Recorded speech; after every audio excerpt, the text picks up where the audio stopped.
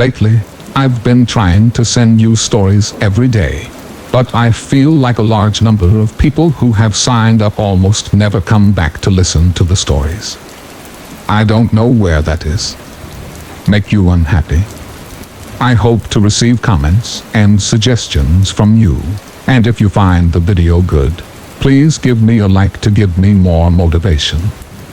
For those who have not yet subscribed, don't forget to click the subscribe button and press notification bell to wait for the next story. Now let's get into the story. Story 1. This story occurred back in October, and I'm still shook by this. I live just outside of Red Deer, Alberta, Canada. It takes about 10 minutes to drive from where I live to the city of Red Deer. So my best friend, who I'll call Katie, and her boyfriend, who I'll call Josh, invited me for Thanksgiving dinner. In Canada, we celebrate Thanksgiving in October, so I drove about 20 minutes from my house to hers and spent the night. We had our dinner and some wine and some laughs. I spent the night, since I was drinking wine that night. I slept in the guest bed while they slept in the basement with their 2 dogs, Emmett and Arlo. It was around 4 a.m. I woke up randomly, which was normal. I always wake up randomly in the middle of the night. Except, this specific time, I woke up and instantly felt a sense of dread. My back was facing the door, which I left a crack open that night, so it wasn't closed all the way. I just hid there for a minute, not being able to shake off that uneasy vibe that I had, and something inside of me was telling me not to roll over and look. I wanted to know why I was feeling this gut instinct, but something inside me said that it was a bad idea. So I just stayed in the same position for a couple more minutes to see if the feeling would subside, but it didn't. Then, I heard the dogs, Emmett and Arlo, weeping. Feeling concerned, I decided, with all my courage, to roll over and look at the door. What I saw in the doorway to my room, I nearly shit myself. I looked, and there was my best friend, Katie, standing at my doorway, just staring at me, watching me. I just about had a heart attack. She was just standing there, staring at me, with her eyes wide open. She had a straight face at first when I saw her. I then asked, "Katie, what are you doing?" Well, that straight, wide-eyed facial expression turned into a blood-curdling grin. Her eyes remained open, extremely wide. When I saw that, I said, "Katie, what is it? Why aren't you in bed?" She then backed away from my door, still having that terrifying grin on her face, and disappeared into the darkness. A few seconds after that, I got up to investigate what the hell that was. I came out of the room I was staying in, and I looked.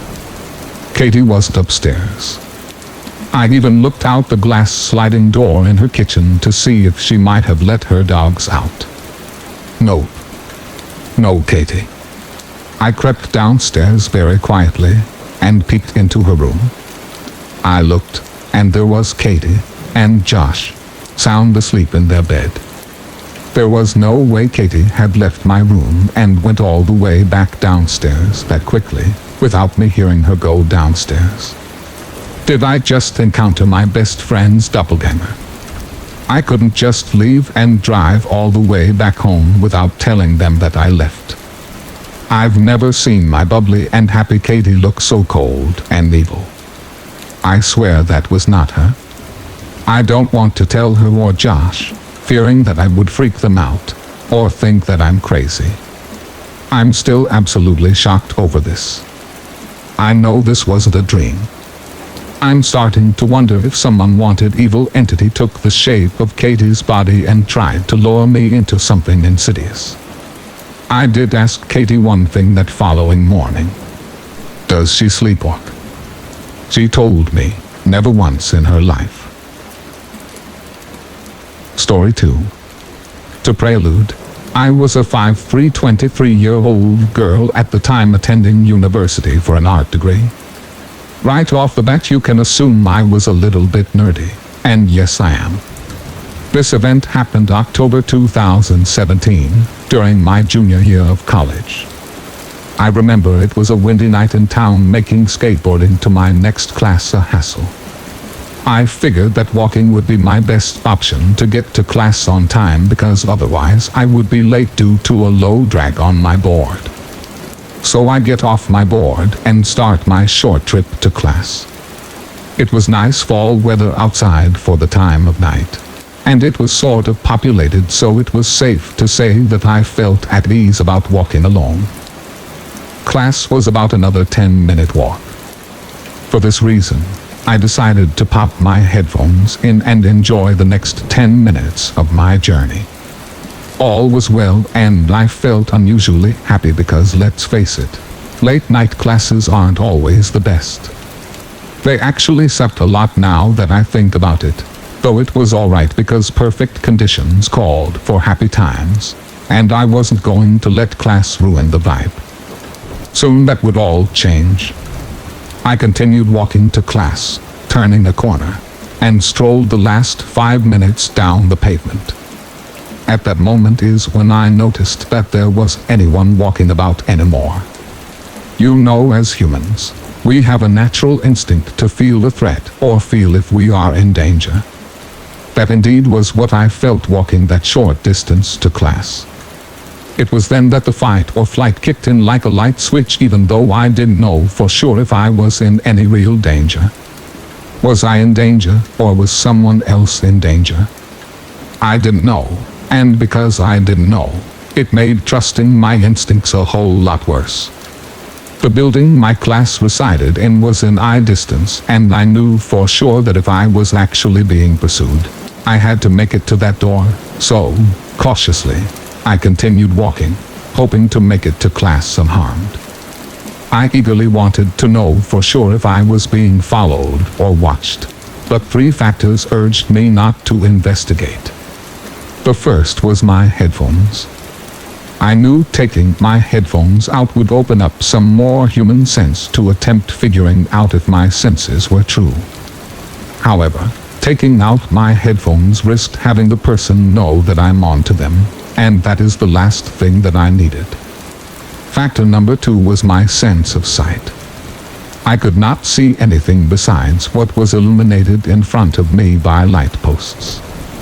I know you must be thinking, why didn't you just turn around and sneak a peek? Well, you see, it's not that simple, as turning around would again reveal that I'm aware of the pursuer, so that definitely was not the smartest option. Lastly, my gut told me to just get to the door and I will be scot-free, although trusting my gut made the situation that more of a reality. I realized my only way of survival at this point was to make it to that dumb door. Feet away from the door, I got the urge to make a dash to ensure that I would be safe. At this point, it was now or never, and I chose now. I made a mad dash to the silver door to the building, grabbing the handle and ripping the door open, slamming it behind me and locking it from the inside. I felt safe and secure now that I'm inside, and I now feel safe enough to see if my suspicions were correct, only to be greeted with a pavement way full of nothingness. Full of confusion and adrenaline, I stood there defeated and a tad disappointed. I felt so sure that my senses were true, but I guess I put too much faith on a whim. Nonetheless, I ended up making it to class barely on time to catch the first lecture. It was difficult to concentrate, especially after a false alarm my body decided to hit me with. It was my last class of the day anyway, so I eventually brushed off my jitters and tried my best to pay attention for the rest of the lecture. An hour later, the lecture began to die down, and class was nearly over.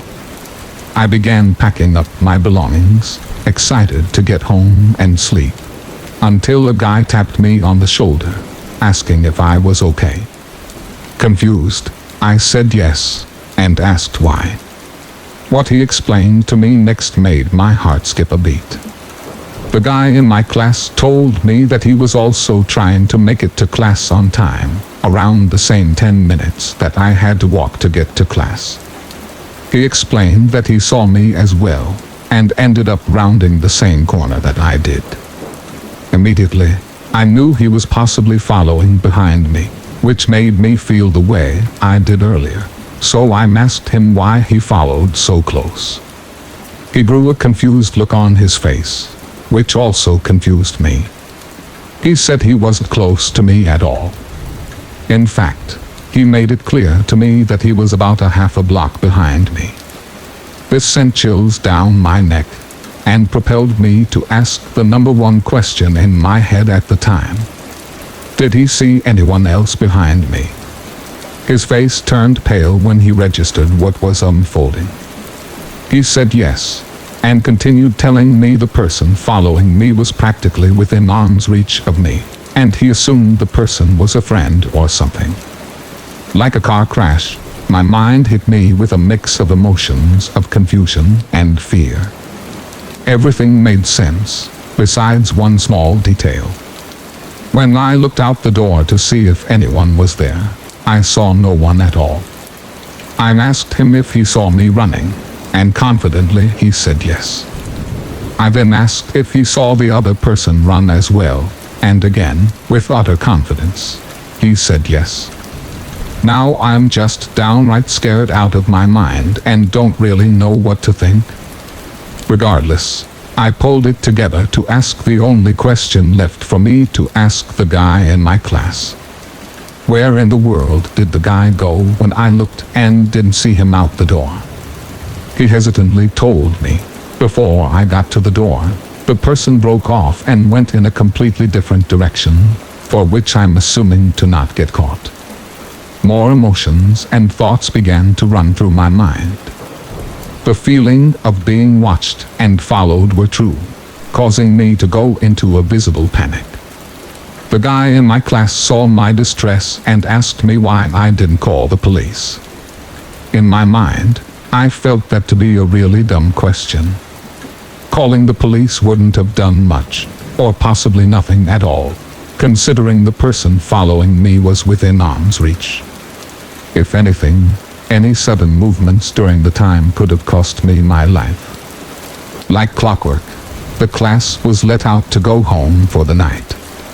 I was still visibly shaking from the recent information, and by no means did I want to go back out there in the dark, waiting for my pursuer to potentially catch up to me. The guy saw that I was still shaken up, so he politely asked if I wanted to be escorted to my dorm, to which I immediately agreed. I admit, it was stupid to let some random guy escort me to my dorm, but if you were just as afraid as me that night, having an extra someone to talk to wasn't such a bad idea. The rest of the night was smooth and not stressful at all. Surprisingly, we talked the whole way, and I didn't get any suspicions of being followed. We made it to my dorm hall, and I thanked him for being so nice to show me to my dorm. From there, that was the end of it. Later on, that random guy in class became my husband of 2 years now. I'm thankful to have had him there to soothe me through that frightening experience, though to this day the experience still sends chills down my spine just from thinking of it. Makes me wonder what would have happened if I didn't trust my instincts that night, or what would have happened if the person following me actually decided to interact with me. What were their intentions? Were they hostile intentions? I will never know or find out for the rest of my life, and frankly, I want to keep it that way. Story 3. So, this story is from a friend of mine, but I have his permission to share it. He has told it on multiple occasions, and I swear, it's one of the scariest stories I've ever heard in my life. It doesn't involve Bigfoot or ghosts or anything like that. It's a story of how reality can be way scarier than anything like that. For the longest time, he's worked as a trail ranger at a large national park. A trail ranger is basically a ranger, only with considerably less judicial power. He can't arrest you or anything, but if you're in an illegal bind or hunting stand, he had the power to call in actual cops before ripping down whatever unlicensed hide you've constructed. So this one time, he's accompanying an actual forest ranger and taking down unauthorized hunting cameras and feeders. The actual ranger was an older guy who started to feel unwell towards the early afternoon, so he headed back on his own. It was like an hour's ride on an ATV, and left my buddy to finish up. Just as he was almost done, my friend starts to hear voices coming through the trees. It's important to keep in mind that he was way off the beaten path at this point, so it's not like he expected there to be anyone around. But it occurs to him that these might be the people putting up the illegal cameras and blinds in the first place. He calls out to them, demanding to know who they are, but the voices just go quiet, and there's not a sound to be heard other than the occasional bird song. It's also starting to get dark by the time, so he starts heading back towards the trail where his ATV is parked. When he finds it and tries to start it up, it won't budge. That's when he notices that the ATV battery has been torn out and taken by someone. Not some prank by the older ranger. Someone has actually disabled his means of escape. This obviously made him extremely nervous, especially since he's already heard voices in the area. He radios back into the ranger station that he's based at, basically telling them that he needed someone to come pick him up. They reply, they'll have someone out there within an hour, but when he asks about the older ranger, they tell him he hasn't arrived back yet. Again, this made him really nervous, since the ranger should have easily arrived back by that point. He settled down and started a small fire as the sun went down, but before long, he heard those same voices again. They are not happy at all.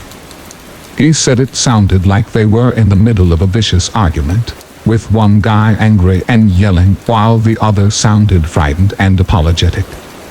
He listens for a minute or two before calling out into the darkness, asking if anyone needed help. The way he tells it, they must have heard him. He could hear them, so they must have heard him in return. But they didn't react, like they were too absorbed with their disagreement to answer him. My friend then radios back into the ranger station for a progress report. They replied, saying that they were having a little trouble finding the trail he was on, but that they wouldn't be much longer. The older ranger, however, still hadn't arrived back at the station. About 5 or 10 more minutes go by, when my trail ranger friend begins to hear the same angry voices start up again. He decides to walk towards them, hoping maybe he can prevent a potential assault, and maybe even get his hands on some food and water. He walked in their direction, but the voices seemed to be getting further away, no matter how much he tried to close in on them. Finally, after like 20 minutes of walking, he gave up and hiked back to his fire.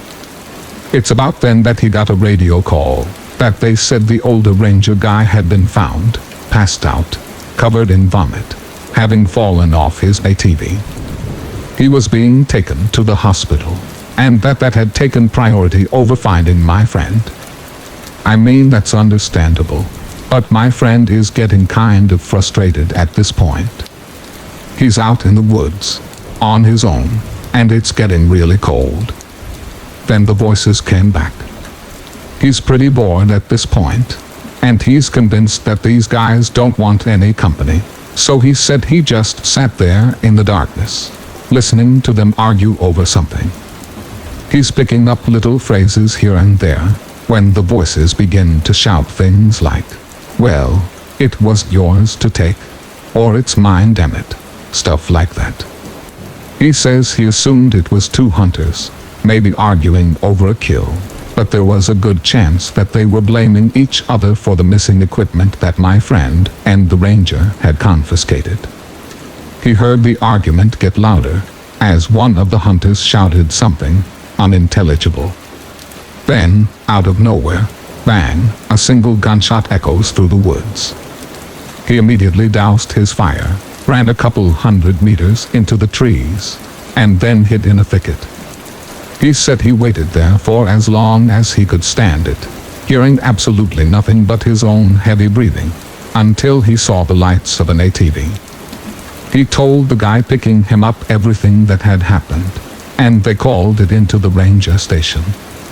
They had people looking for 3 hours out there, but not a single thing was found by any of the rangers. They came back the next day with state police and tracker dogs. It only took about an hour before a shallow grave was found. In it was a long dead corpse of a man who had clearly been shot in the forehead. The thing was, it was a skeleton that had been there for years and years, so either the argument he heard just ended with a bang, and both parties went home last night, or he heard the murder of someone from years ago. I don't really believe the last part, and to be honest, neither does he, but it certainly makes for a creepy ending to the story. But the really scary part for me is that there's every chance that the gunshot he heard that night was yet another murder, and that the body will be found in a similar way, by someone wearing a ranger, like some horrible time loop that'll never end. Story 4. Just out of college, and despite having a degree, it was almost impossible for me to get a job. Day after day, week after week, I sent out my resume to every game developer and computer company in the country, and a few in Europe and Asia. 6 months into this, my money was running very low. This was when I was forced to face the facts. I needed a job immediately, and it didn't matter where and for how much. Just in time, I found a job listing for a video game store at the mall. You know the one I mean, and the terrible stories you hear about them are almost all true. Because of my background in games, I was given an interview immediately and hired soon after. My first shift was the following morning. Other than a few hiccups along the way, it kept my head above water until I got with Dell 2 years later. The meat of the facts began just before my second year was about to start. Because of the high turnover, I was made an assistant manager by month 9. Most of my shifts were evening, so I was tasked with keeping the younger employers in line, a job I never really took seriously since I was only a few years older than they were. I didn't give a crap how they acted as long as they did their job. Around this time, a girl was hired that could have been my undoing. The second I saw her, I knew she would be a problem. However, it wasn't just her that was the source of trouble. Her super jealous boyfriend became a thorn in the side of every guy that worked with her, and sometimes just spoke to her. A shift of hers didn't go by without him showing up to check on her.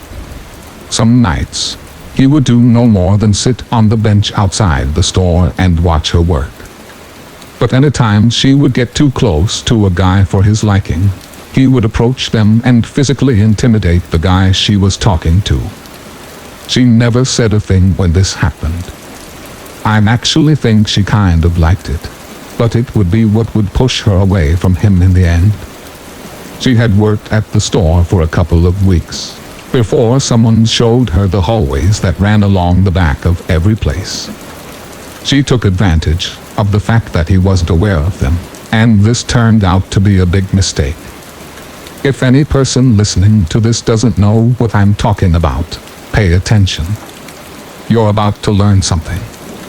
I'm not sure how common this is, but some indoor malls, those built in the old way, where each store inhabited an area they leased from the mall owner, there are a network of paths, or halls, that run behind each business.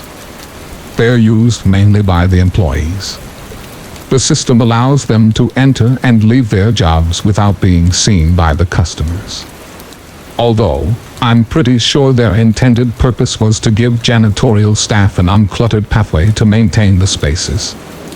That being said, in all my time at that job, I only saw a member of the cleaning staff a handful of times. Most of those times, they were sneaking a cigarette rather than working. Luckily, we could still smoke inside the building back then. No one said anything to the office if they caught you, probably because they were doing the same thing on their breaks. If we are all on the same page now, I'll get to the real story. Like I said, his jealousy, no matter how it turned her on, was at the same time pushing her away. On her breaks, she'd often sneak out the back and disappear for a while. Where she went, I had no idea, or really cared. The boyfriend took forever to catch on, but when he did, he was super pissed. She continued this routine for a few months, and, just one day, she never came back to the store.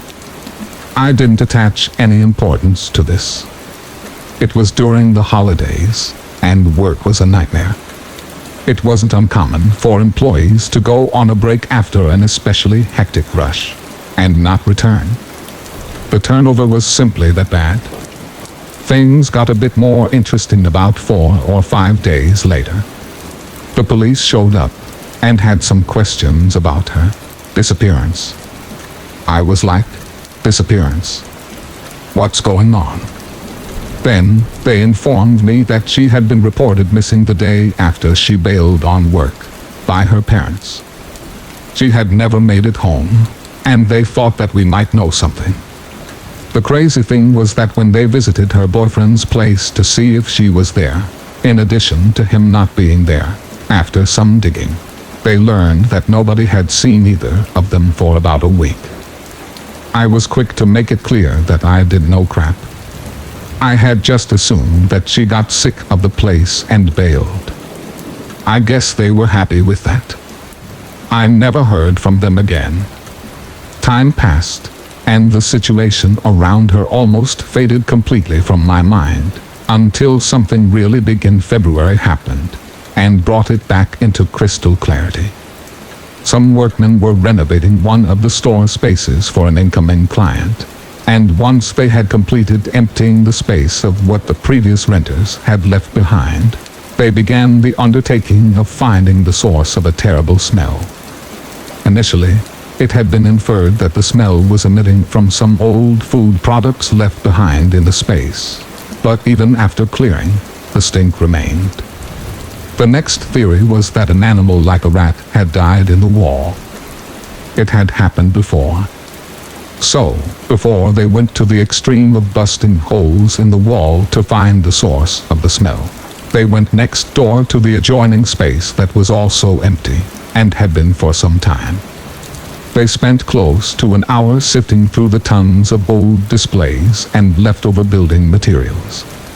It turned out that the mall had been using this space for years as storage, and the place was a mess. The two guys tasked with doing this were about to say forget it, when one of them stumbled upon the source of the stink, and it definitely was the rat. Someone had taken a large piece of plywood and put it over a tiny little closet, thus making it invisible. The guy had caught on that the smell grew worse as he got closer to this board. So, he pushed it aside, the heavy display rack holding the board against the wall, and as soon as he pulled back the board, he found what was causing it. The semi-mummified body of what looked like a female was laying on the floor facing the wall.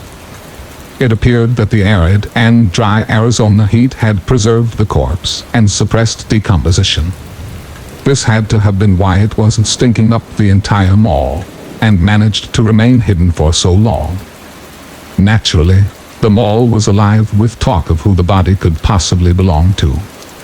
Numbers of people had just stopped coming to work one day, or skipped out during their lunch. Hell, we had gone through at least 15 people in the last year ourselves. When the answer came, no one could have guessed who it was. Early one morning, I was awakened by my manager with the news that Becky Morrison was the person they found dead in the empty store. My only answer was, who?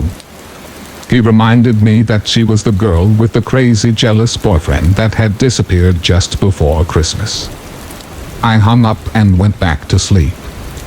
When I returned for my shift that night, it was the only thing anyone could talk about. The next question asked was, who had killed her? The overall favorite was the crazy boyfriend. Everyone knew by now that he had disappeared just after her, and considering his body wasn't found alongside hers, it was a fair assumption. He was most definitely nuts. It made sense. The story took on a whole new angle just a couple of weeks after she was identified. An article was published in the paper discussing a possible new motive behind the murder. The police had recently received information that Becky had been messing around with a fellow mall employee during her breaks. They were meeting in the unoccupied store her body had been discovered in, and having sex. After following some leads, they were able to identify the employee. He was a 22-year-old guy working in the Hallmark store, but no name was given. He told the officers that he and Becky were supposed to hook up the day she disappeared, but he got held up, and by the time he had reached the empty space, she was gone. He figured she couldn't wait and returned to work. It was only a few days later, when the cop showed up at the mall to ask questions, that he heard she was missing. His mind went straight to murder, and he was afraid he would be blamed for it, so he said nothing. Then, when the news reached him that her boyfriend was also missing, it was too late. He figured if the boyfriend was hiding out, waiting for his chance to kill the guy she had been banging, it was best for him to say nothing, just on the off chance he didn't know for sure who the guy was. It all boiled down to him being afraid, and with what I knew, I could understand. What nobody knew, and still probably doesn't, is that her and I had a thing for a short while too. It wasn't long, but once is all it takes. I was the person who told her about the back hallways after all. We slipped out there a few times to mess around. Fortunately, we never got busted. When she moved on to the next guy, I wasn't hurt. I knew she had a boyfriend anyway. Now you know why I had to act as if I didn't care about her. We figured it was the safest thing for the both of us. Turns out, we were right. I was overjoyed that no one knew about us. If dude was crazy enough to strangle her for cheating, which seemed to be the reason, he would no doubt come after the dude she was banging. I felt sorry for the Hallmark guy. It wouldn't take much mental math to figure out who he was, if he didn't already know, and since they still haven't found him, to this day, the fear of her boyfriend popping up out of nowhere and putting some holes in him must have been real strong. I know I was looking over my shoulder for several years after. The police have this theory that he had committed suicide not long after the murder. There hadn't been any activity on his bank account or cards for years, but I still wasn't taking any chances. 9 years later, a week doesn't go by that I don't think about her. An outsider may have seen her as an easy girl, but I still don't think of her that way. It struck me that she was just looking for a guy that would treat her well and commit to her for the long term, without being psychotic about it. She was a genuinely good person, and certainly didn't deserve the end that she got. But then again, I can't think of very many that do. Story 5. This all happened the night before I moved onto the campus dorms of my local university. I was living with my mom and dad at the time, and I was excited for the freedom that awaited me. So naturally, being an insomniac, I couldn't sleep, and I decided to go on one of my nightly walks. I lived about 3/4 of a mile from a gas station, so I figured I'd go get a soda. It was around 3 in the morning when I snuck out of my parents' house. Everything seemed relatively calm, and I enjoyed my walk. This all ended when I walked past a house with a running car in the driveway. This set off some red flags, because I live in a town with a lot of drug-related crimes, and the whole situation looked really seedy. One of the men looked at me, and it made me really uncomfortable, so I picked up my pace and made my way to the gas station. The gas station was closed, which made me really upset because Google said they were open 24 hours, so I posted a mini rant on Snapchat, and I made my way back home. The gas station scenario made me forget about the shady car situation, and I just walked right past it. Then a chill went down my spine as I saw the glow of headlights coming from behind me. My heart dropped, and I had a powerful sensation of dread. The car followed me very slowly for 20 seconds. Then my flight instincts kicked in, and I ran. This hasn't been the first time I've been followed by a car, and my paranoia went into overdrive. I ran so fast I'm convinced that I could have won medals for it. I ran through a church parking lot and hid behind a building. It was a large Catholic complex that doubled as an elementary school, so a large church and several mobile home buildings lined the property. I hid behind one of the mobile homes and heard a man get out of the car and call out. He eventually got in the car and rounded the street corner so he could see the other side of the complex. Since I would be visible to him, I snuck around so I was in between two mobile buildings. I was in a position where I could see the glow of his headlights on the street. For 10 minutes I waited for him to leave. He repeated the process of calling out and looking for me. I looked out again and saw that the headlights were gone, so I figured it was safe to leave and make my way back home. As I was walking down the road, the glow of the headlights came back on, and within a minute the car was next to me. I kept thinking to myself, I'm dead, I'm dead, I'm dead. The man rolled down his window and asked if I needed a ride. I told him no, since I don't live that far away. He kept asking if I needed a ride and I kept declining. Eventually he said goodnight, but proceeded to follow me slowly. So I just walked up to a random house and pretended it was my house. Thankfully he resumed a normal driving pace and was gone fairly quickly. I left the yard and made my way home. It's been a year now since that happened, and I still get jumpy when a car passes me while I'm walking. I don't go on nightly walks as much as I used to, and when I do, I'm constantly on edge. I don't want to know what that man had in store for me if I had taken his offer for a ride home. Story 6. This is a story of something that my dad witnessed unfold when he was a kid in northern Texas. He was born and grew up on his family's farm until he was drafted to fight in Vietnam. In that neck of the woods, most of your neighbors' farms may be over 5 miles away, but the neighborly spirit of helpfulness meant all one had to do was ask, and assistance would be given without a second thought. There was an exception to that rule, however. The two landowners located to the north of his family's place had been at war since, some said, the Civil War.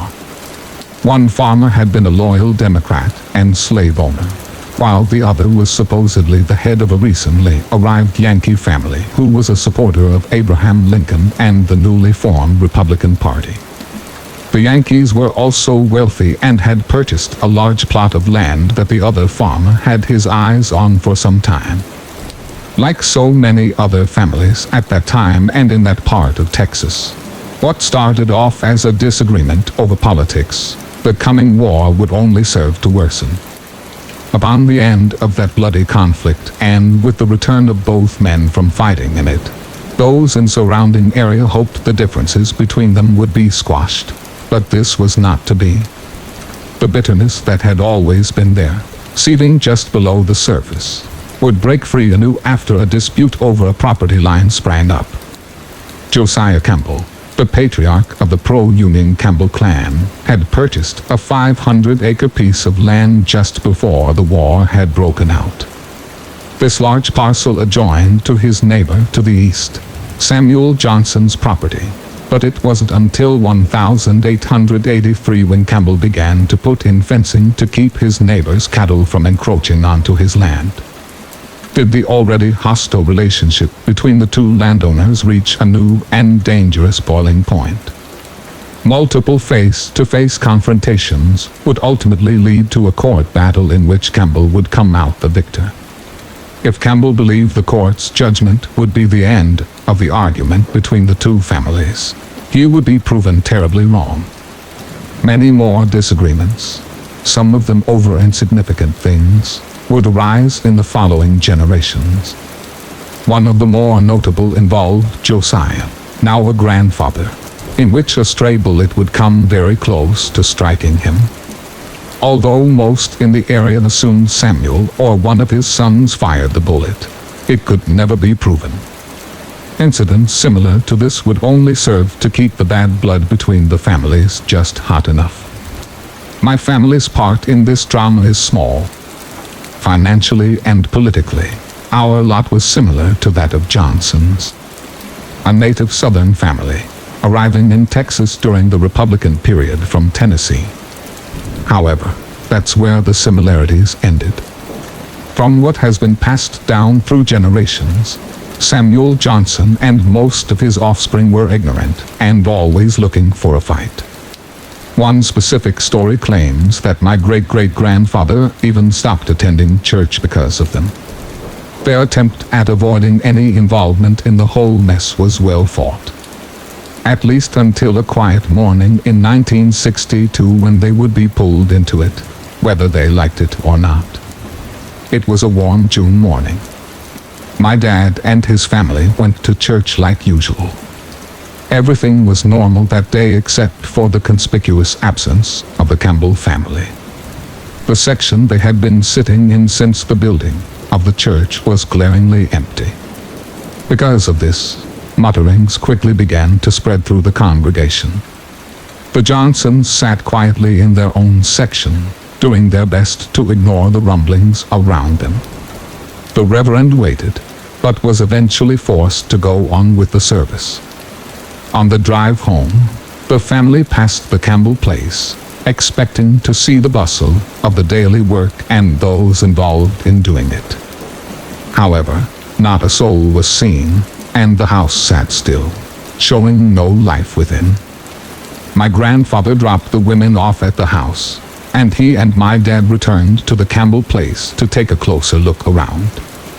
As they approached the home, the uncomfortable silence was broken by the slamming of a screen door. It had been left open and free to swing in the wind. The noise brought out the livestock, and their incessant mooing showed that they had yet to be fed or milked. If this was truly the case, something had to be very wrong inside. My dad ran into the barn and fed them quickly, and rejoined his dad at the door. They were able to enter with no problems. Unlocked doors were still a common practice in those parts, but that would soon change. There were no signs of life in the back part of the house. My grandfather called out but received no answer. If anyone was still alive inside, the creaking of the stairs as they climbed them certainly would have caused them to stir. But no one appeared. The two men separated as they reached the landing, each heading for different closed doors. Just by chance, my father was the first to discover the fate of the Campbell clan. Two small bodies laid still. In their little blood-soaked beds, John Jr. and William had been shot repeatedly as they slept. Upon taking in the sight, my dad rushed from the room, battling the urge to throw up. He was still, just barely out of childhood himself, and yet to have witnessed something so horrible. His father was just about to enter the bedroom of the Campbell parents when his son came rushing from the room. Although no words were exchanged between the two, my grandfather knew what horrors the room behind him likely held. The scene in the parents' room was much like that of the children. Both elder Campbells lay motionless and bloody in their large Victorian bed. They had been shot with a shotgun to the head, but John Esau, the patriarch, had been shot several more times. So much so, it was impossible to definitively identify him. Despite this, there was no doubt the heinously slaughtered man was indeed John Campbell, and the man behind the shotgun was his lifelong adversary, Matthew Johnson. The ill-tempered Matthew's absence from the morning services was almost as noticeable as that of the Campbells. The manhunt that followed didn't last long. Matthew's body was found hanging in the loft of the barn, and the death was ruled a suicide. The motive behind the terrible act, more than likely, was the latest in their long string of court battles. This time, the Campbells found it necessary to bring Matthew into another expensive and drawn-out case over the water rights along the long-disputed property line the two families shared. After more than 3 years of fighting, the Johnsons would ultimately come up on the short end of the stick. What would have been just another link in the chain that had connected the two farm dynasties for over 100 years proved to be the end of the Johnson family's hold on their land. It was later discovered that they had been barely managing to keep their heads above water from harvest to harvest, and John Campbell's suit, and their eventual loss, was the final blow. Once Matthew no longer had anything left to lose, the century-old bitterness between the neighboring families broke free and gave him the justification many of those before him lacked. His wife told the sheriff all she claimed she knew. Her husband had stepped out just after sundown, only to return 2 hours later with a substantial bit of blood on his shirt. She stood by their bedroom window and watched as he burned those same clothes. After he finished this, he came to bed and went to sleep like normal. However, the next morning when she woke, Matthew was not in the bed next to her.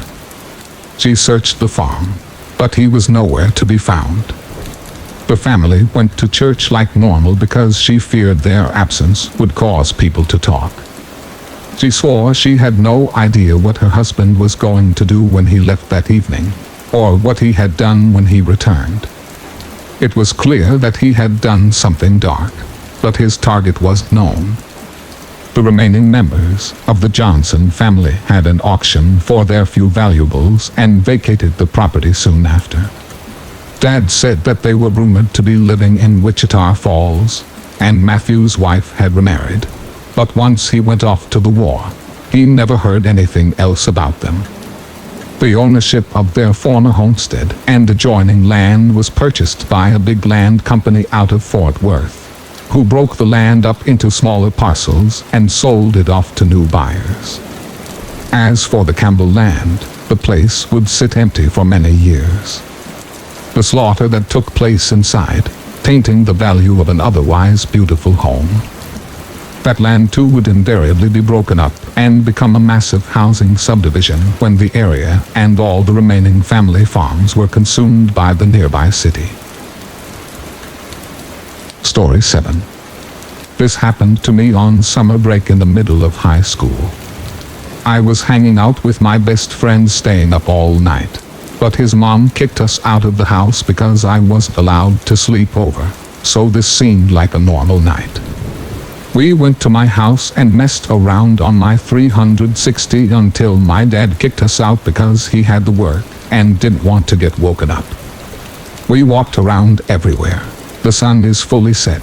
We're messing around talking about random stuff, shooting the shit, when he says, "Let's go walk over to City Hall." We were walking there when we noticed it was unusually empty and quiet. Now this is the middle of Rhode Island, and everyone's out and about until 2 a.m., so we thought this was strange, but we ignored it. We took stupid pictures with his iPod Touch and my NV3. Then we decided to start heading towards his house using the main road because we were sure it was the quickest way and the safest route. We walked past my street, and then noticed that there's still no cars on the road. It was only 12 a.m. at this point. I pointed it out to him, but he just dismissed it.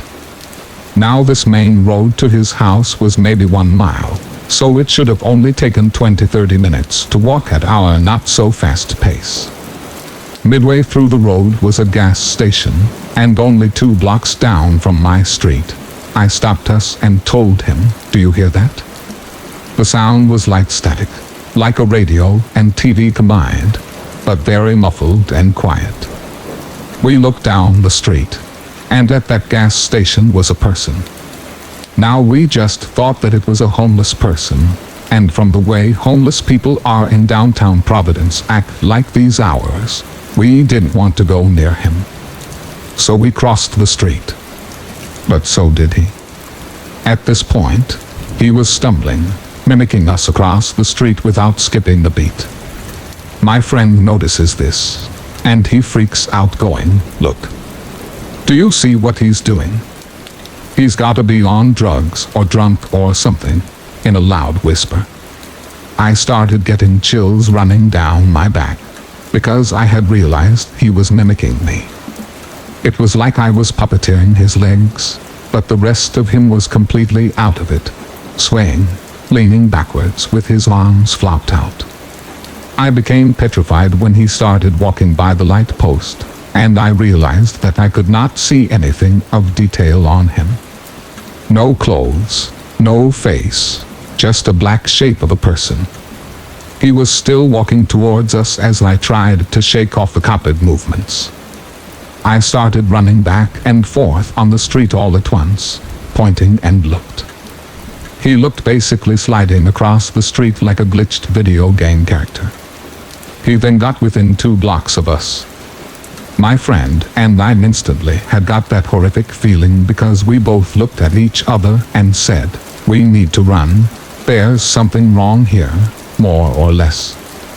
And on the count of 3, we sprinted off the main road down the block only to stop at the 4-way intersection.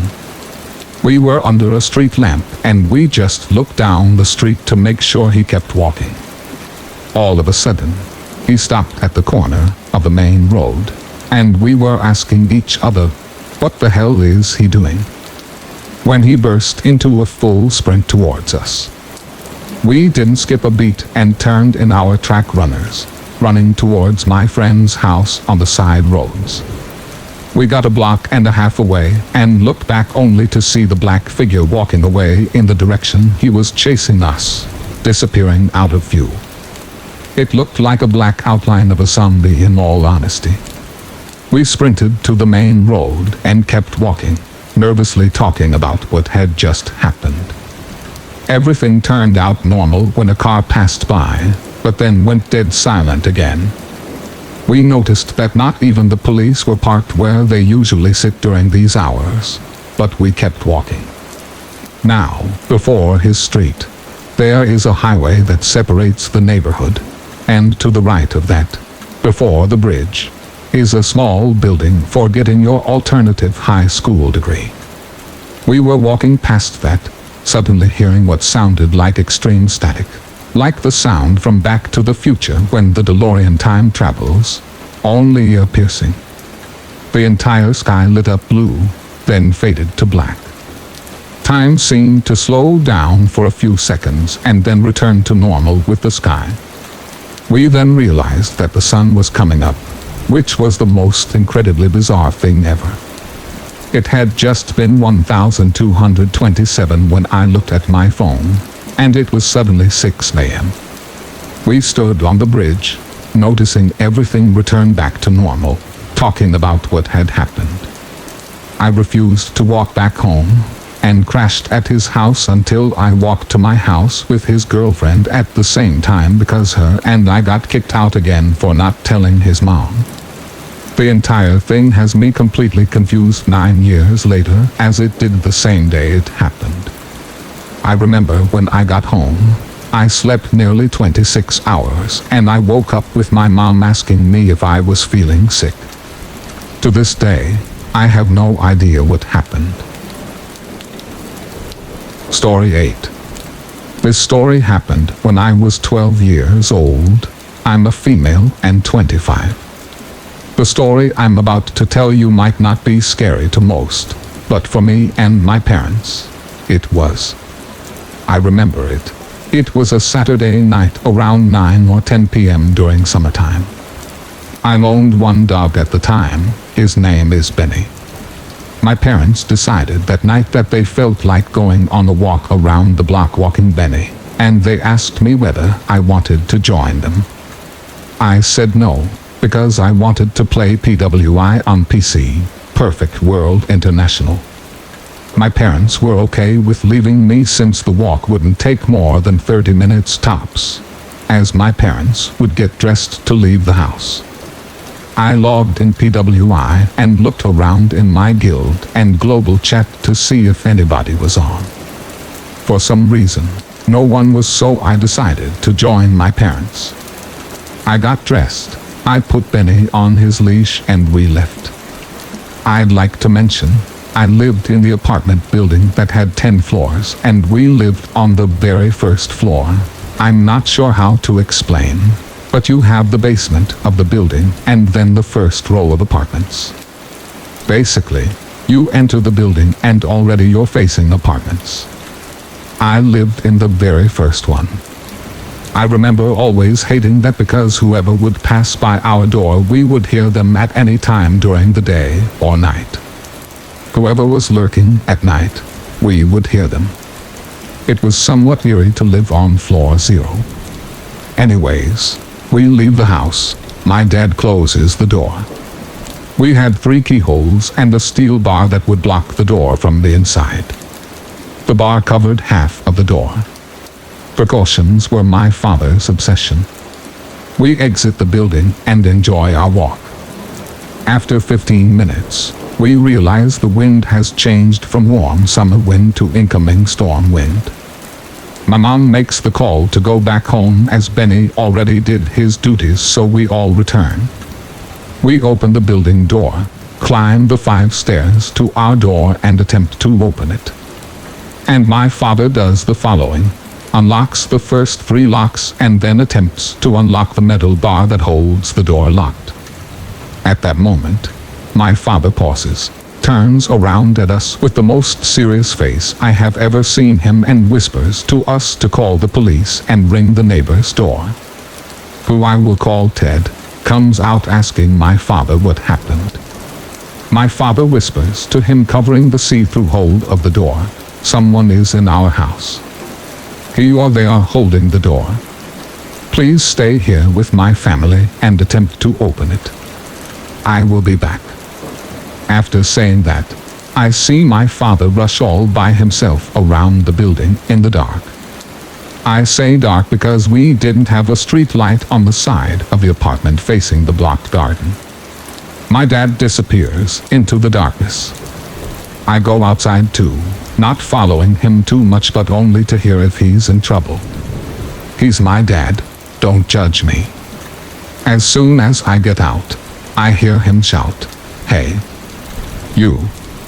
Come back! Who the hell do you think you are?" I called the police. At the same time I hear him shout, I look at Ted, who manages to open the door and enter the house. I go after them and enter my house. It no longer felt like my house. In just 15 minutes while we were walking, the home invaders made a complete mess of our house. All our shelves and wardrobes were pulled out, our clothes scattered all over the house. Benny's dry food was all over the floor, indicating that they must have tripped on his bowls, probably not knowing we owned a dog. But what scared me the most was how organized they were. I say this because, after seeing the disaster they had left behind, we knew it was impossible for just one person to hold the door. steal and organize what they want and to take them. I say organized because the thieves put in our living room, all packed and ready, and they wanted our laptops, one of our TV, my father's collection of coins, our phones, chargers, wallets, and even my father's camera.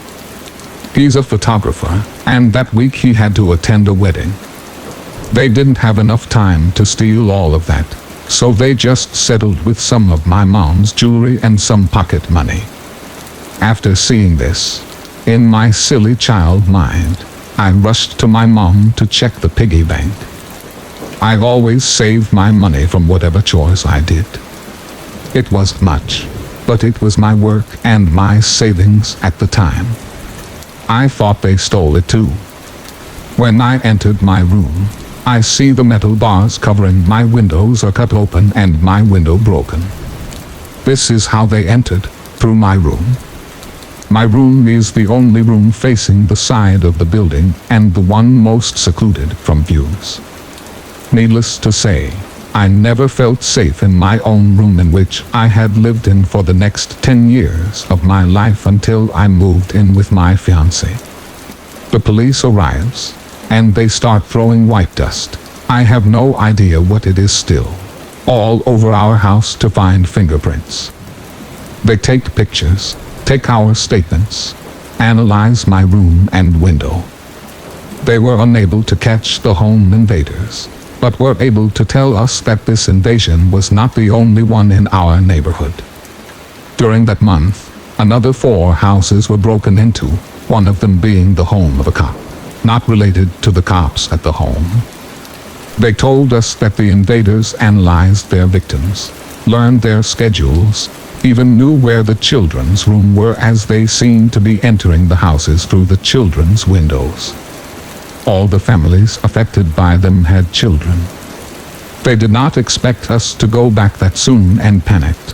Hence one of them was holding the door with his body so the others could flee. The person after which my dad was shouting was probably the one holding the door and escaping last through my broken window.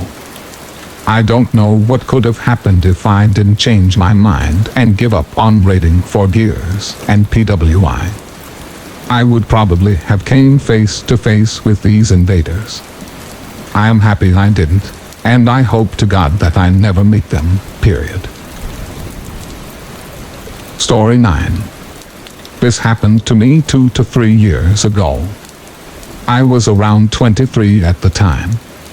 I am a female and I live in Romania. One night, I was coming home from class. It's a master's class that started at 6 and ended at 10 p.m. I had to take the subway for about 12 stops. The destination I had to get off was at the end of the line from the subway. At that time, there wouldn't be many people in the subway. I'm a pretty lonely person. All I need is my headset and my music, and I'm good to go.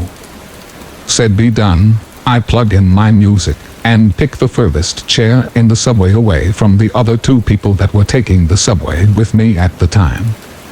So far so good, until I see within the corner of my eye a silhouette approaching me and sitting right next to me. It was a man, fairly built, dark hair, wearing glasses, a black shirt with a black hoodie with a sickening smile. He doesn't engage in talking with me, but would just stare at my phone as I would browse through my music. I could hear him breathe heavily. Not like painfully, but still. He was just feeling something very strong. I felt uneasy, so I decided to change my seat and go even further behind, trying to avoid him without looking like a freak to myself. I don't know to whom. There was just one other person with us the whole day, so I guess that scared me even more. I picked a new chair, sat down, plugged in my headset again, and proceeded with my remaining 2 out of 12 stops on my way home. I see the silhouette growing bigger, and a breeze running on my skin as I realize the guy is again sitting right next to me, glancing midair, dead eyes, a big smile staring right into my phone. I panic. There are still 4 stops to go. I have nowhere to hide. I look after to the other person in the subway trying to sit next to her, thinking that strength comes in numbers. She's no longer there. I start shaking a bit, but not allowing the creeper to notice me being vulnerable. I stand up, go to the door, and just decide to stand until my stop comes. This way, he won't sit next to me, right? Wrong. He comes straight after me, sits on the chair right next to the door, and, because he couldn't see my phone, on which he was so focused so far from that angle, he fixates right me and his soul with his black dead eyes and says, "Hi gorgeous. Why are you avoiding me?" I am freaking out as I'm looking at my phone trying to call my boyfriend or message him, and he stops me by saying, "I know no one will help you. You would have sent that SOS message by now, and I know you didn't." That moment, I realized I'm cornered. He has been focusing on my phone to see who I was talking to, trying to figure out if I panicked, trying to see if I would ask somebody for help. He cornered me bad. I had the luck to reach my stop, and I would delay any reaction or ignore him so that he would repeat whatever he wanted to say. I dropped off and run for the exit, not looking back. I get out to the surface, and I don't see him anymore. At this point, I put my phone in my purse and realize I had pepper spray with me all along. My heartbeat becomes to a normal as I know at least I have something to defend myself with, but still a long way to get home, and who knows if he is alone or not. I walk rather fast for maybe 5 minutes from the metro, and I feel a hand grabbing my wrist hard and pulling me back. Another hand covered my mouth, disabling me from screaming my lungs out. It was him, the same black hoodie, dark hair, and dead-eye stalker. He was furious and said, running from me, "How dare you run away from me? You should be honored I gave you attention. I am fairly built for a woman, 80 kilograms and 1.75 meters tall. So I guess he thought men didn't find me beautiful or something, and should feel blessed that a creep like him stalks me and tries to hurt me. Now, my phone is in my bag and I can't call the police. I can't reach for my pepper spray. I panicked. I can't punch him in the crotch. I can't scratch him as I don't have long nails. His hand is still on my mouth. What do? I did the most desperate and disgusting thing I could think of just to save my life. I played along. I used my other hand to touch the inside of his thigh and mumbled "I'm sorry" while his hand was on my mouth. He took his hand off of my mouth and I repeated that "I'm sorry." I didn't realize he was just flirting. He left his guard down and I took his hand off of my wrist. He asked me for my phone number and address to drop me off. But I refused, saying I'd rather add him on Facebook, and he agreed. I told him I was going to reach for my phone, but inside picked up my pepper spray and I got him all over his face, making sure I'd cover both eyes, nose, mouth, even his ears and hands. He instantly got all red, suffocating from the pepper and swelling. I called the police, then told them what had happened and what I did. They asked me if he was immobilized, and I said yes, as in the effects wears off in about 45 minutes. The police arrived nearly 5 minutes later to see me shaking like a leaf and a man on the ground swollen like a pumpkin, throwing up and swearing me between gasps of breath. He was then arrested, and the police told me they have been looking for him for the past 2 weeks as they discovered the body of a 24-year-old girl in his apartment. A fairly built lady, 1.77 meters tall, 75 kilograms, with red hair. I had red hair too. The woman was his girlfriend, and ever since, he's never gotten back to the apartment. I do not know what he wanted to do to me. I can understand why he targeted me due to the similarities, but stranger in the subway stalking women at midnight trying to befriend them or even worse, murder them. I hope to God you and I never meet again. Story 10. I remember when I was around the age of 4, my family and I moved into a small apartment on the 40th floor, which was pretty high. The apartment was full of stupid people like drug addicts and other low-life criminals. There were no other kids in the unit, so I mainly spent my time playing with toys. One night, after my mother turned off the lights for bedtime, the whole family went to sleep. I woke up in the middle of the night around 2 a.m. I was pretty thirsty, so I was going to go grab a cup of water from the kitchen. But as I was pulling off my blanket, I heard noises. Noises coming from the other side of the house. At the time, being a stupid toddler, I didn't think anything of it, so I got up and walked out of my room. The moon was lighting up the room through the open sliding door to the veranda. But then I came to the terrifying realization that the sliding door was supposed to be closed. I knew this because I was the one who closed it before bed. And at that moment, I heard those noises again, and they were coming from the kitchen. I put 2 and 2 together and realized that someone was in our home. I tried tiptoeing to my parents' room, but I looked behind me, and what I saw scared me. It was a man. A man in a costume. He looked at me and grabbed me. He was pulling my hair and putting his hands over my mouth. But I broke out of his grip and I ran to my mother's room. I was too scared to say anything. The next morning, I told my mother everything, but she just told me that it was just some wild nightmare. I tried to tell my dad, but he said the same.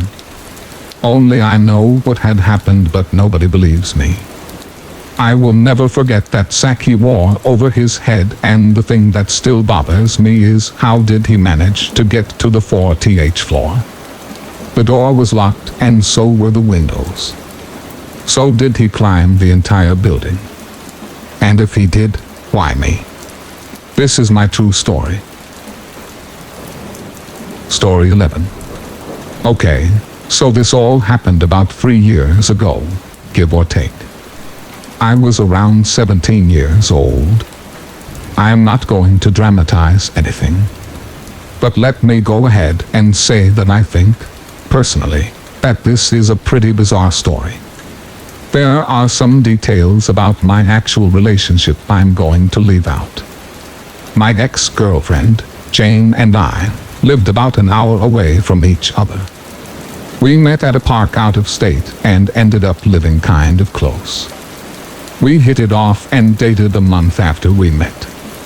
Our entire relationship lasted a year, and she was my first girlfriend. From the very beginning of the relationship, she would discuss her best friend named Patrick. He was in his late 20s, and she, as a reminder, was 17 and worked in a bookstore. He lived in her town and had known him since she was 13. From very early on, I thought the stories she would tell about him were outlandish.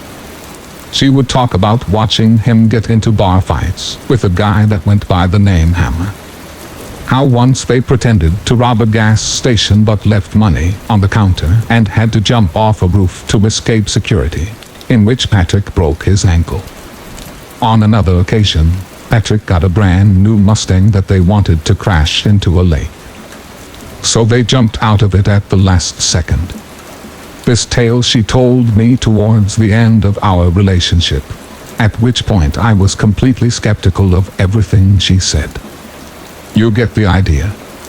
The stories she said were clearly exaggerated or downright fake. Part of me thought she was just trying to impress me for whatever reason. Here are some other important facts that I don't really know where to put, so I'll put them here. Jane was an artist. She drew all the time, in her journal and on little notes. She rarely drew people, as they actually were anyway. She drew people as monsters or animals. For example, she always drew me as a giraffe. She was good at it. Patrick's last name, according to her, was pronounced and spelled a certain way. Willington. Patrick Willington. Patrick's dad owned a successful company out of state that Patrick would inherit. Jane had a much older brother, who was in his late 20s as well, that had joined the military and moved out to Korea. She only saw him every few years or so. Okay, back to the story. Jane would tell me that Patrick was very protective of her. She would tell him about me, and he would always be unsure of what he thought. She said he wanted to beat me up sometimes, and that he'd hurt me if I hurt her. If she told him about something silly I did, he'd think I was an idiot and call me stupid. He also thought I was gay. This is, of course, all second-hand information. Never once in the entire relationship do I think I spoke to him. I'd also like to remind everyone that this was my first relationship. I was very insecure, very confused, and there was more going on in that it complicated some things. I did not have the best rationality, as you may have deduced from how weird this sounds. The thing is, I really did have no reason not to believe her. She had no reason to lie about any of this. But I was still skeptical. Sometimes Jane would go to Patrick's house really late at night. She said she'd sometimes sleep on his couch, and that he would literally throw her out of the house in the morning. Sometimes said she had to sneak out of her house to go to his. He lived within walking distance, apparently. One time later in the relationship, Patrick invited her on an out-of-state trip back to his hometown. They were going to stay in a mountain cabin for a week. I was not happy about that. I was more upset when she said she wouldn't tell her parents, and that they'd leave on a bus in the morning.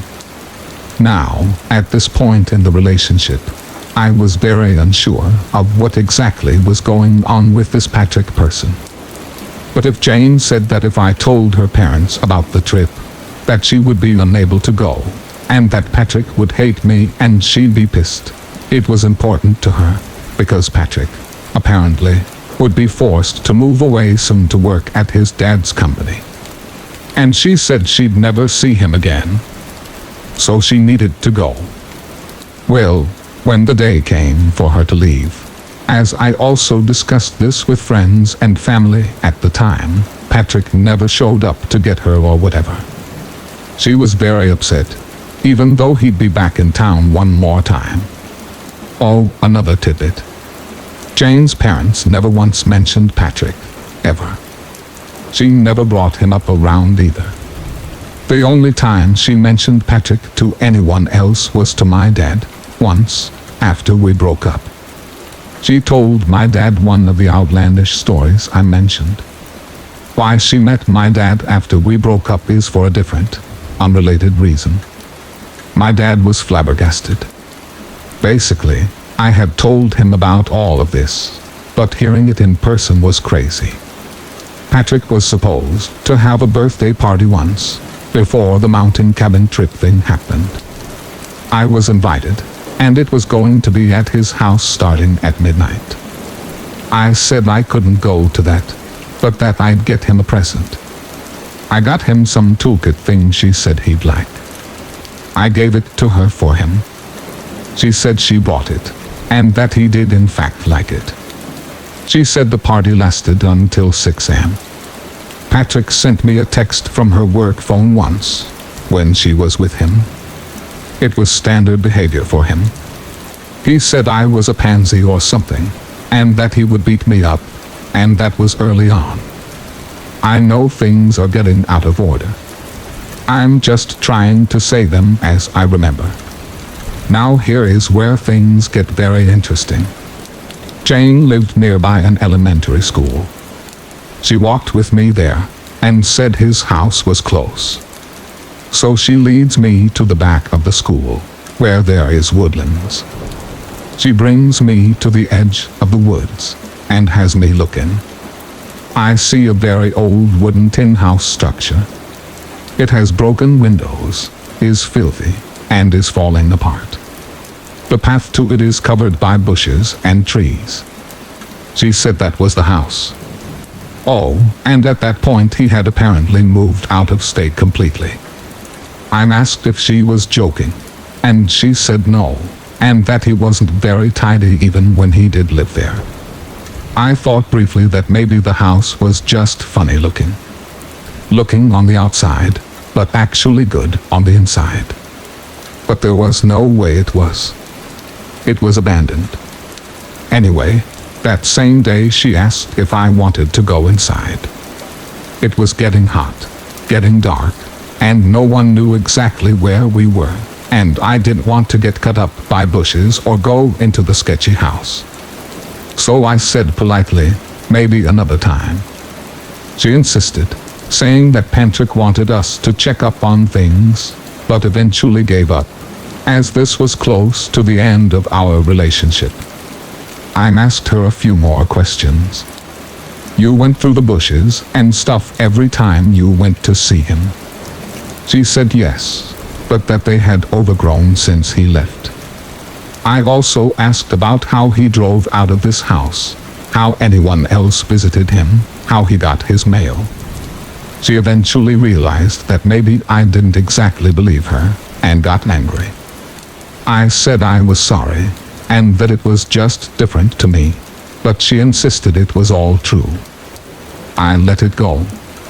Well, we ended up breaking up shortly after, but I had a hard time coping with the breakup, and ended up speaking with her again later. She was on a bus with her class going on some trip. Well, I lost connection with her and called her back. A young man then answered. I asked who it was, and he said his name was Patrick Wilson, not Willington. So I opened up with a question about his last name, and also why he had her phone. He said that was always his last name, and said that he was on his office phone. I kept asking him questions about himself that only the real Patrick would know.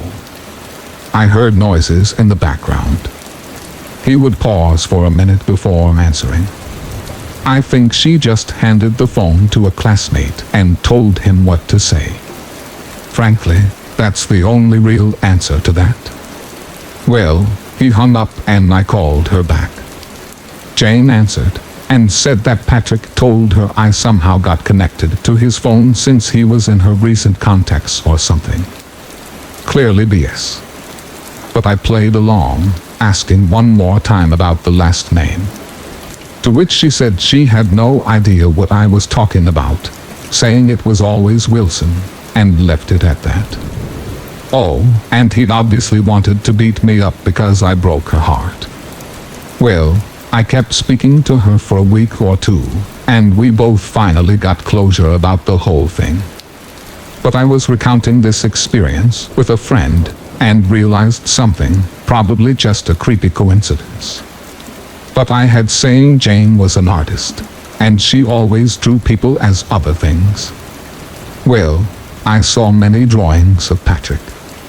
She said he always wore this dark coat and ripped pants or something. She, as usual, didn't draw him as a human. She drew him as a skeleton. Really creeped me out for some reason. I tried using Google Earth to look at where his house was, since I remember exactly where she showed me.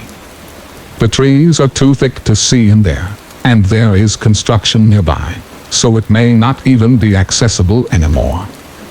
I've not gone back there in person since, as it's too far away, and also close to her house. I've Googled and researched countless Patricks in the way they were both said, and anything I could remember, to no useful results. She used to mention him on social media sometimes.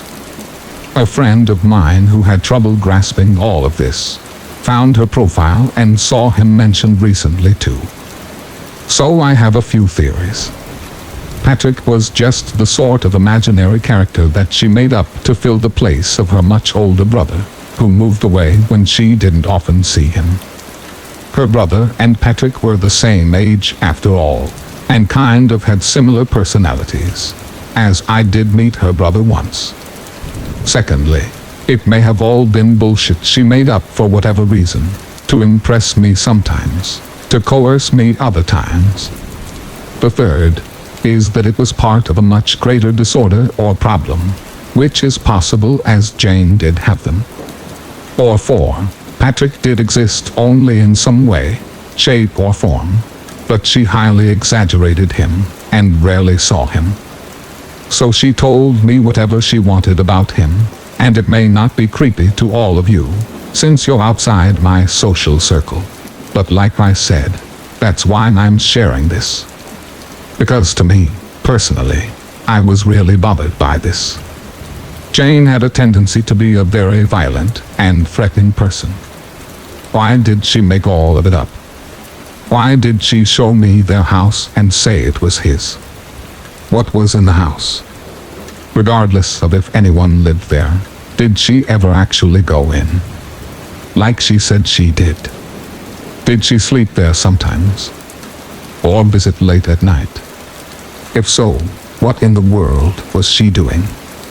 Did someone really somehow live there? Why did she draw him as a skeleton?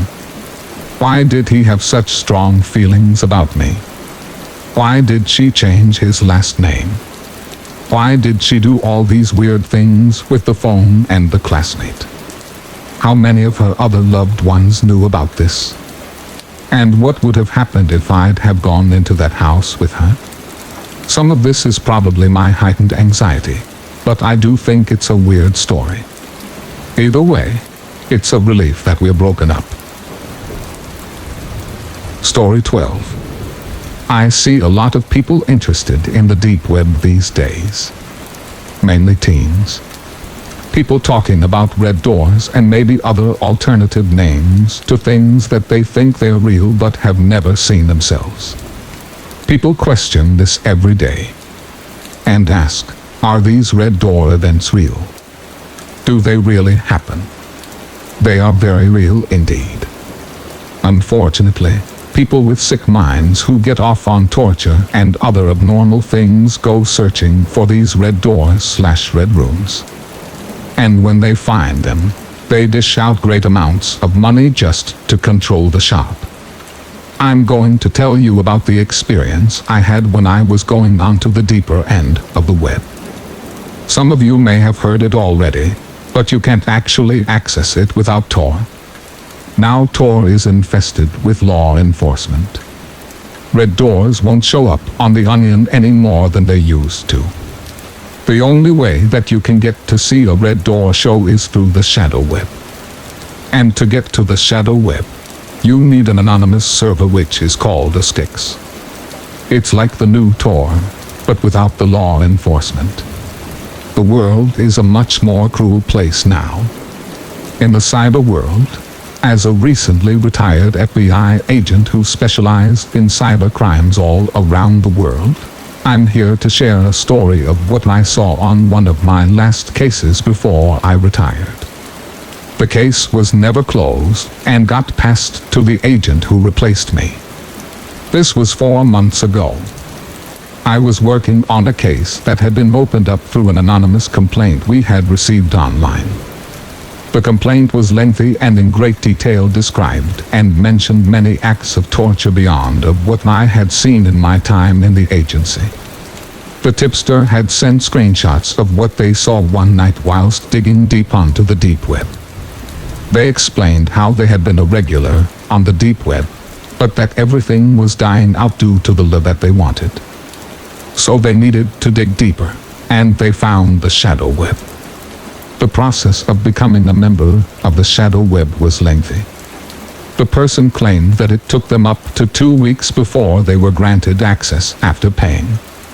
Finally though, the email they were expecting came in and they were granted access after installing Styx. This was the new software that will allow them access to the shadow web servers. Little did they know what they were getting themselves into though. I can't give you too many details though, as the person who sent the information was murdered in their home a few weeks later.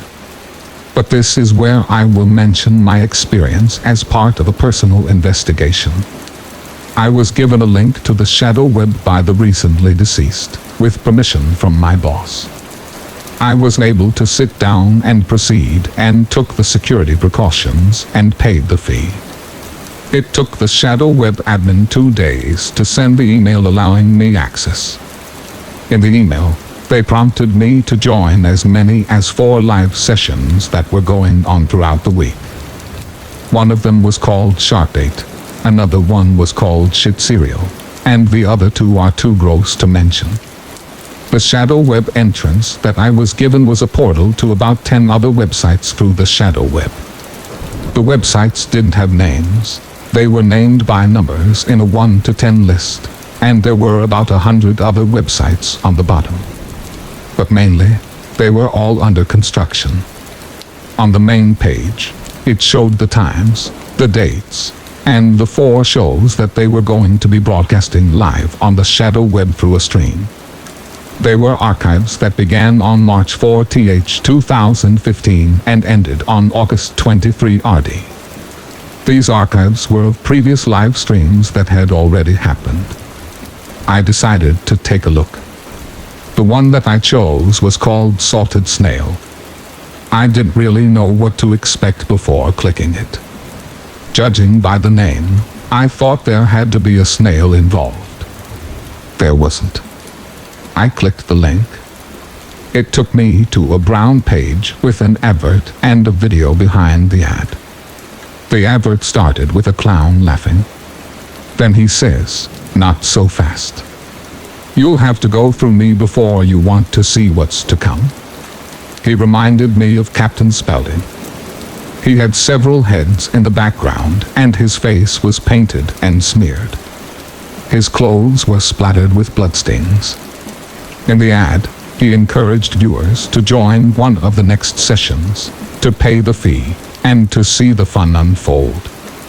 And that they were in full control of what happened to the sadistic victims. He then looked closely at the camera and said, "It's going to be one hell of a show." And the advert ended. The video was now available to play and it was titled, Salted Snail. It began with no credits. You see the clown again walking out from behind a white curtain that appeared to have either fecal matter or old blood smeared all over it, with a light behind. His face appears and is painted. He is naked and walks out of the curtain chuckling to himself and smiling. He then says the show is scheduled to stream for 15 minutes. So he has to stick to schedule because he is very, very hungry and has not eaten in the past 2 days. He then flashes his ribs at the camera. He wasn't that skinny. And then he asks everyone watching if they are ready for the show. He then chuckles and says, "I'll be right back." He goes behind the curtain and rolls out a black barrel and places it in front of the camera. He then walks around the barrel, knocking all around it with his fists as if he's knocking on a door and then kicks it hard with his heel. You hear something in the barrel. And then he grabs what seems like a flat-headed screwdriver and pries open the barrel. You see a head full of hair as the lid opens. A girl sitting there alive. He then yells at her in Chinese to stand up. She can barely stand. Her body is so soggy. From what I assume is the effect of being in that barrel for days. He looks at the camera and says, "Doesn't she look delicious? Delicious as cake." The girl had her hands tied up behind her mouth and was bound with multiple layers of cloth. She looked too weak to scream, too weak to escape or even attempt. She just stood there for what seemed to be as if she were accepting her own death. Then the clown went behind the curtain and came back with a knife and a razor. He then got in front of the camera and said, "I love me Chinese food. It's dinner time." The girl then turned to him and looked at him as he nodded at her and said, "Oh, yes, it's time." Her eyes opened wide. She tried to scream, but she couldn't. He then teased her, poking at her with a knife. She began to bleed instantly from the poking. She was extremely soggy. He then showed off the little razor blade and proceeded to cut little squares on her shoulder as if he were cutting a little piece of cake.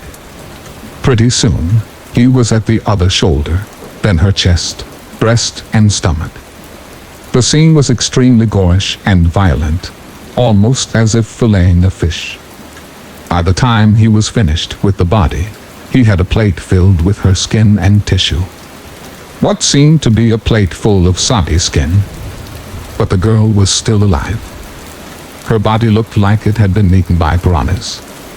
The only thing that remained were her breasts and her face and hair. Then he took the plate behind the curtain and brought back another plate.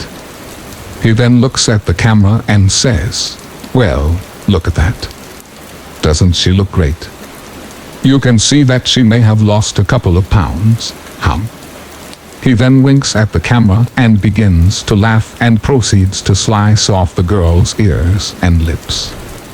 What looks now like a mutilated body that is still alive left me wondering what he had done to other people in the past. I was enraged and extremely disturbed by what I had seen. The finale showed the clown coming out of the curtain with 2 containers of salt.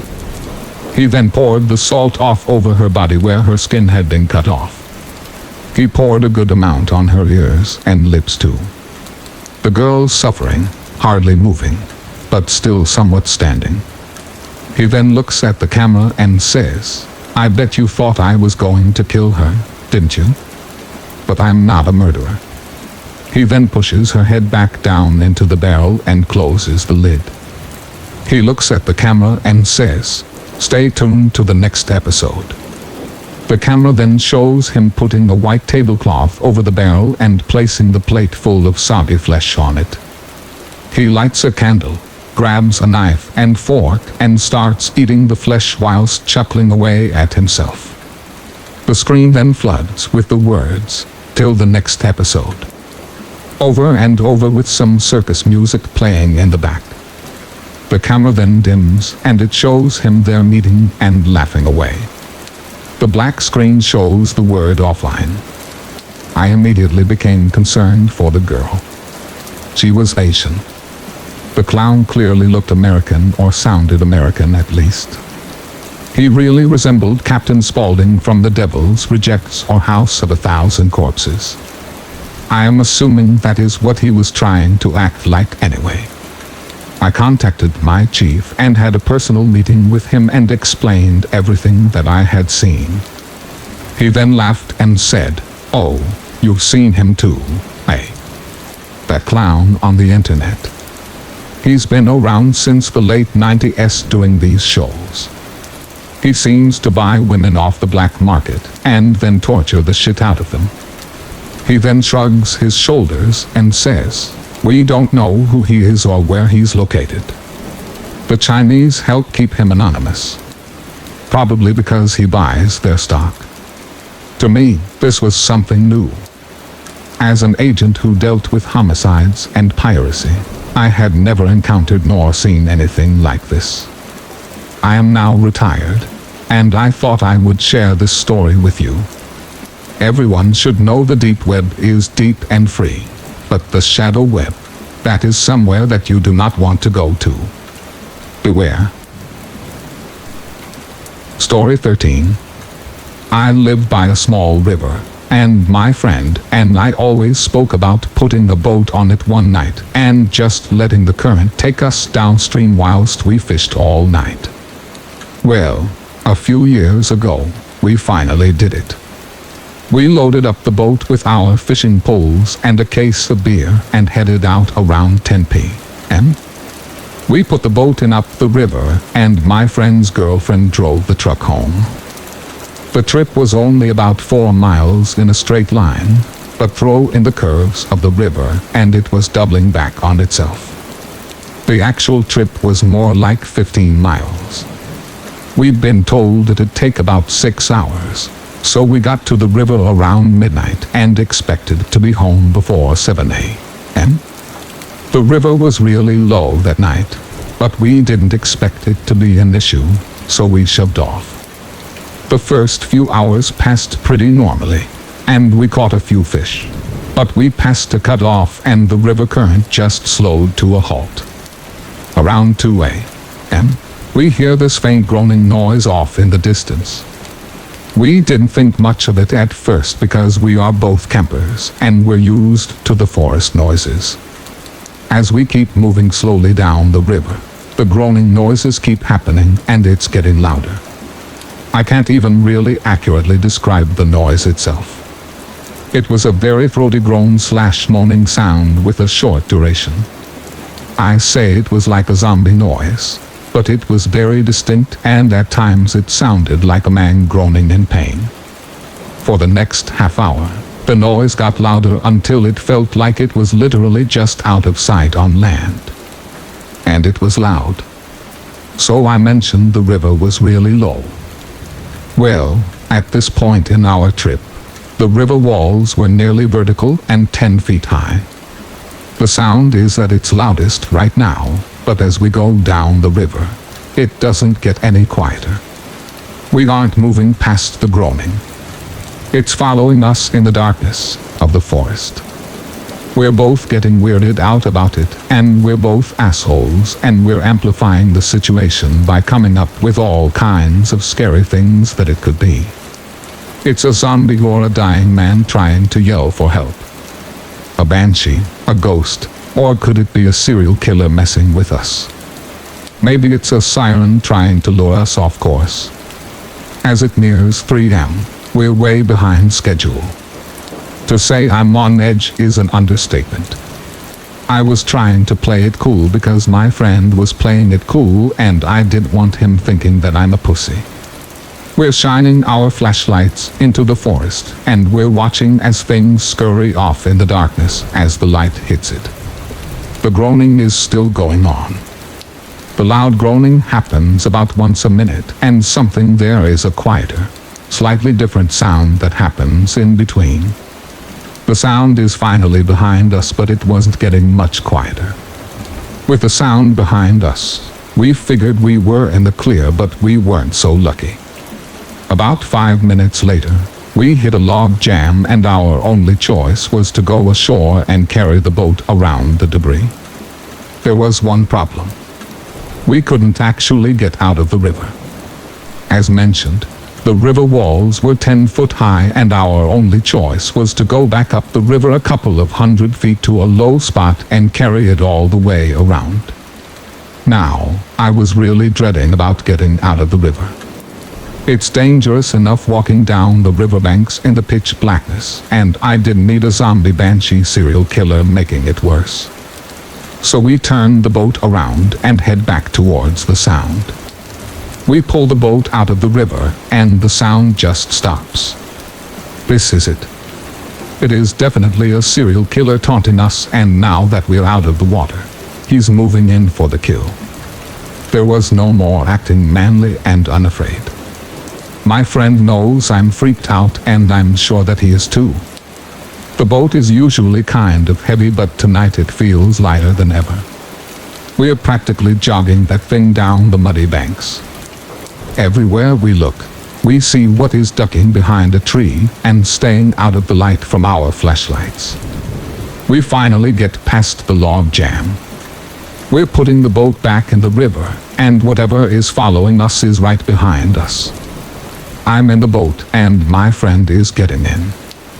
He pushes us off out the river and runs around and yells into the darkness. "What do you want?" At this point, the Loch Ness monster steps into the light and says, "I need about 3 footy." Okay, that part didn't happen, but we get back on the boat in the river and the noise has suddenly stopped, but we're both ready to go home. We run the motor until we get to a bridge. My friend calls his girlfriend and gets her to come pick us up 2 hours earlier than expected. She asks why we cut the trip short, and he makes up some bullshit excuse about the river being too shallow and blocked up with debris because neither of us wanted to admit that we were grown-ass men being scared of the dark. I never told anyone else I know about this, and I don't think he has, but we still mimic the sound every now and then, and any strange noise is instantly referred to as a zombie banshee. Story 14. A couple of years ago, I was sailing on a ship that maneuvered offshore with pipeline that ran to shore about half a mile off. As the ship was unhooking from the pipe, the line that was used to hold the pipe to the ship connection got wrapped around a person's leg and sucked him through the rails. He fell about 30 feet into freezing water, and the general alarm sounded for a man overboard, which woke me up at around 5. I woke up all confused to find everyone frantically running around on deck. Once I realized it was no drill, I ran to the starboard side, and there were around 3 life rings in the water, and one was around 3 feet from the guy, but he couldn't reach it. He had a work vest on that was keeping him afloat. Hypothermia had set in, and he was moving slow and was yelling for help. At this point, it was clear he wasn't grabbing the life rings, so half the crew and I ran over to the rescue boat to unhook it while the other half tried getting him on the ship. It seemed like it took forever to get the rescue boat down. The hold-down straps were rusted and took a bit to get off. The cover was still on the boat, and it was a bitch to get off, and the hoist is the slowest hoist, which seemed to take 10 minutes to finally get into the water. Finally, we get 2 guys in the rescue boat in the water and let the bow line off, and then the rescue boat engine cuts out. Luckily, it started right up again. At that point, I ran back to the starboard side, and everyone was yelling, "Where is he?" One of the mates said, "We had him on the ladder, but his leg is still caught in that line. We couldn't get it free, and he got sucked under the ship." At this point, everyone seemed to go silent. I looked down and saw the guy's boot float by. The next guy came to me and said, "He's gone." After a few nerve-wracking seconds, the crew in the rescue boat radioed that they found the guy bobbing in the water face down and still attached to the hoist line. He was unconscious and not breathing. At this point, the rescue crew tried pulling the guy on board, and with the swell of the sea and the way the boat hit his chest made him spit up water and come to. The radio crew radioed back that he was conscious. The line was removed from his leg, and he was pulled fully onto the boat. The boat headed straight to shore, where the beach crew and an ambulance were waiting. They were able to get the guy some coats and put them on him, and he was conscious enough to understand what was going on but not to speak. The ambulance took him, where he was sent to the ER for hypothermia and drowning. The guy's life vest saved his life in more ways than one. It kept him afloat and kept him visible. I say it kept him visible because if you blinked and he didn't have a life vest on, you would have never seen him again. Things luckily didn't result in a death, but easily could have due to the temperature of water, visibility, equipment failure, and reaction time. This is the scariest thing that has ever happened to me whilst sailing, and the look of terror on the guy's face is still with me, and the feeling of utter hopelessness to help even though he was a mere few feet from the ship. He spent a few days in the hospital and miraculously suffered no serious injuries except near death. Story 15. I was in Tesco, a generic wholesale shop that we have here in England, and just innocently browsing the DVD section on my own. I was looking at the new releases but not paying too much attention. My friend's parents were always away on holiday, and she was having a sleepover, girls' night at hers, and had asked me to get a scary horror film for us to watch. Whilst looking, I heard, "So you like movies, eh?" I turned around and saw this guy who looked to be around 70 years old. He had greasy hair, but what struck me the most is that he was wearing socks and sandals. Yeah, that kind of made me smirk. I looked at him and just said yep and proceeded to carry on down the aisle. He followed me and started talking about films that he'd seen, what I should get, etc. I just replied yeah, okay, whatever, and was reaching the end of the aisle. I'm a girl, 23, but must have looked younger as I didn't have that much makeup on and I have dark brown long hair. This old guy was still following me and asking me where I'm going, do I have a boyfriend, do I like horror, and if I am alone. That was it for me.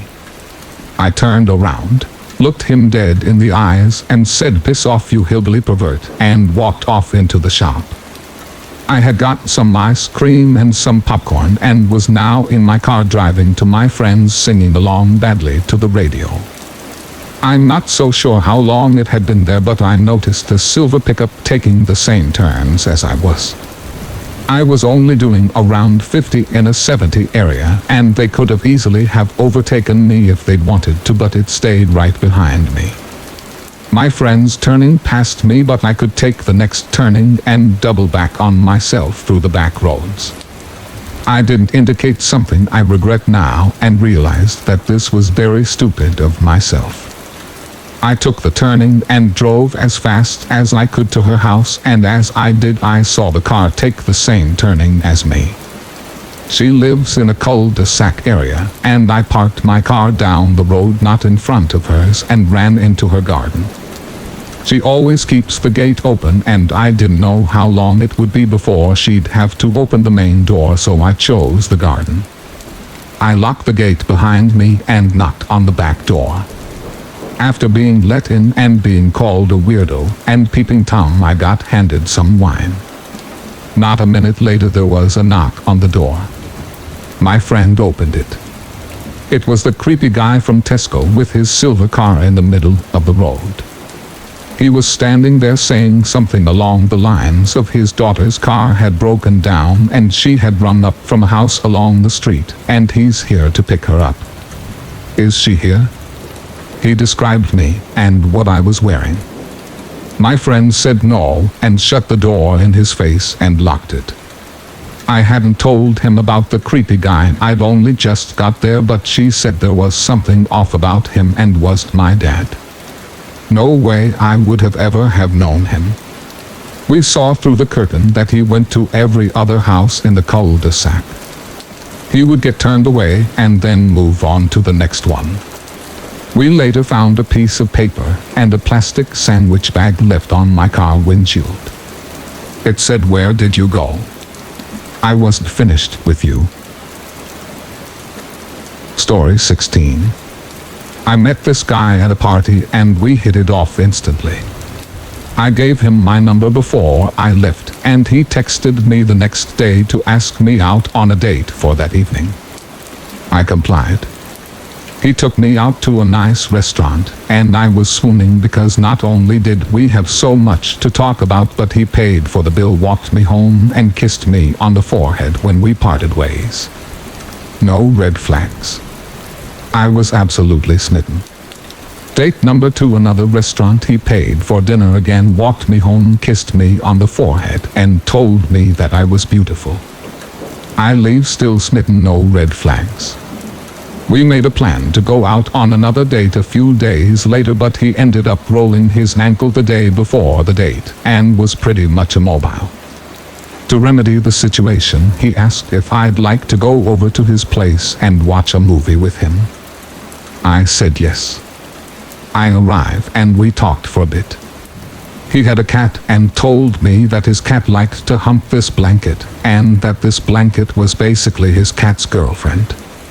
I had a good laugh at that and thought nothing of it. We talked a bit more and then decided to watch the movie Fargo. Halfway through the movie, his cat entered the room and started to hump the blanket in the middle of the room. I immediately started to laugh. He had just told me about an hour earlier about the situation with the cat and his weird blanket girlfriend, and the cat showed up and started humping it. So it was funny. The guy turned to me with a completely dead-end expression on his face and with 100% seriousness said, "SHH, he likes it quiet." What the hell? I stared at him blankly for a few seconds, desperately trying to pick out any sort of cue that this was a joke. It definitely wasn't. This guy was pissed at me for disturbing his cat in the throes of passion. I turned back towards the screen and spent the next 5 minutes conjuring up an excuse to get the hell out of there. I told him I had to leave because I had to work early and booked it out of his apartment. I didn't contact him again. There was radio silence on my end and a few texts from him. Whatever. It was over. I spent the next 2 weeks using it as a hilarious anecdote at social gatherings and replaying the SHH he likes it quiet over and over in my head, trying to reach some normal sort of explanation for it.